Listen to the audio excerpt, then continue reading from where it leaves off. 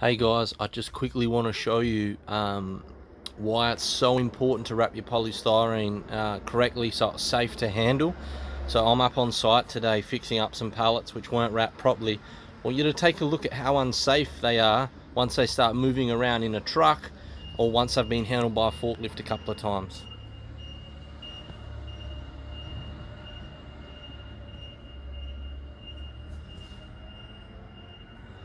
So when you're making blocks, and they're not a solid block like this one right here, if you can just see behind me here, this just crumbles away.